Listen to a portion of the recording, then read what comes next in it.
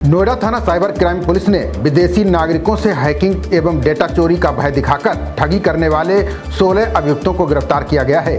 Police ने इनके कब्जे से लैपटॉप, डेस्कटॉप, मोबाइल फोन आदि उपकरण बरामद किए हैं। फर्जी कॉल सेंटर चलाकर अब तक ये लोग करोड़ों रुपए की ठगी कर चुके हैं। पुलिस इनके बैंक खातों की जाँच कर रही है। नोएडा डीसीपी साइबर सैव्या गोयल ने बताया कि थाना साइबर क्राइम पुलिस ने लोकल इंटेलिजेंस व संकलित तकनीकी सूचनाओं के आधार पर फर्जी कॉल सेंटर का पर्दाफाश किया है। ये लोग इंटरनेट पर पेड विज्ञापन चलाते थे। कॉल जनरेट होने के बाद ऑनलाइन डायलर के माध्यम से विदेशी नागरिकों को हैकिंग एवं डेटा चोरी का भय दिखाते थे। इसके बाद लोगों को अपने जाल में फंसाकर उनसे मोटी रकम अपने बैंक खातों में डलवा लेते थे। पुलिस ने नोएडा के सेक्टर 16 से 16 अभियुक्तों को गिरफ्तार किया है। इनके कब्जे से पुलिस ने 4 laptop, 15 desktop, 15 monitor, 16 mobile phone, 16 mike headphone, 2 router एवं 1 मॉडम बरामद किया है। प्रेस वार्ता के दौरान डीसीपी सैव्या गोयल ने बताया कि जब गिरफ्तार अभियुक्तों से पूछताछ की गई तो उन्होंने बताया कि वे इंटरनेट एवं विभिन्न सोशल मीडिया प्लेटफॉर्म पर पेड विज्ञापन चलाकर विदेशी नागरिकों को आकर्षित करते थे। इन विज्ञापनों में टोल फ्री नंबर प्रदर्शित किए जाते थे जिन पर कॉल करने के लिए विदेशी नागरिकों को प्रेरित किया जाता था।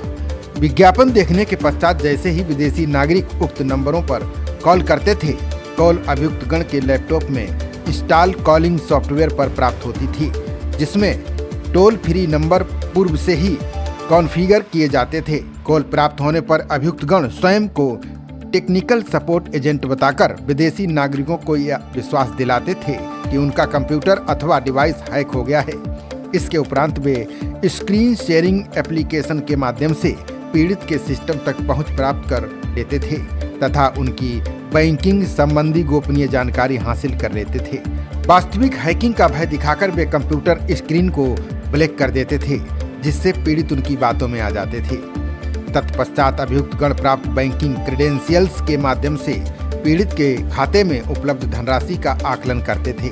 यदि खाते में कम धनराशि होती थी तो वे 100 से $500 तक की रकम वसूलते थे। वहीं यदि खाते में अधिक धनराशि पाई जाती थी तो कॉल को अपने सीनियर सहयोगियों के पास ट्रांसफर कर दिया जाता था, जो उसी कॉलिंग सॉफ्टवेयर से जुड़े रहते थे और आगे की धोखाधड़ी की प्रक्रिया संचालित करते थे।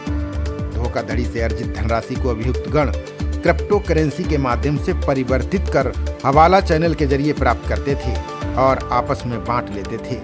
अब तक की पूछताछ एवं अभियुक्त गण के कब्जे से बरामद मोबाइल फोन एवं लैपटॉप के विश्लेषण से करोड़ों रुपए के लेन देन से संबंधित साक्ष्य प्राप्त हुए हैं। Commissioner of police Gautam Buddha Nagar ma'am के निर्देशन में साइबर क्राइम और साइबर क्रिमिनल्स के विरुद्ध लगातार कार्यवाही की जा रही है।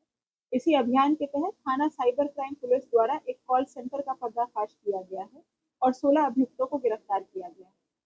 इस कॉल सेंटर के अभियुक्त अमेरिकन और यूरोपियन नागरिकों के साथ ठगी कर रहे थे।